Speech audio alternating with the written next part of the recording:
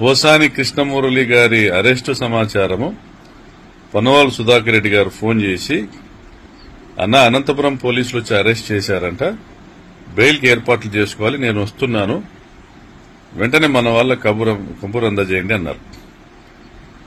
నేను వెంటనే అలర్ట్ చేశాను, స్థానిక డిస్టిక్ లీగల్ సెల్ ప్రెసిడెంట్ చేశాను. మరి ఇంత లోపలే కాల్ వచ్చింది, నోటీస్ పంపించారు.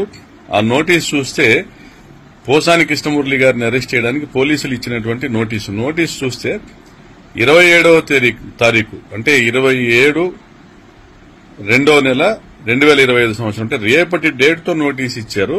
ఈ రోజు అరెస్ట్ చేసి తీసుకెళ్లారు.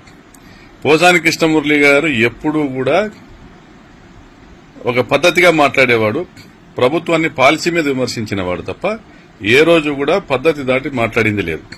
మరి ఆయన పైన ఈ 111 సెక్షన్స్, 353 సెక్షన్, 196 సెక్షన్ ఇవన్నీ పెట్టి నాన్ బెయిలబుల్ కేసు పెట్టి Sambepalli police, Rayachoti constituency Sambepalli police వచ్చి అరెస్ట్ చేస్తూ రాజంపేట కోర్టుకు తీసుకెళ్లేటువంటి విధంగా నోటీస్ ఇచ్చారు. రేపటి డేట్ తో ఇచ్చారు. మరి ఈ దేశంలో రేపటి డేటుతో నోటీస్ ఇచ్చి ఈ రోజు అరెస్ట్ చేసే పోలీసులు చంద్రబాబు ప్రభుత్వంలో తప్ప ఎక్కడా కూడా దొరకరు.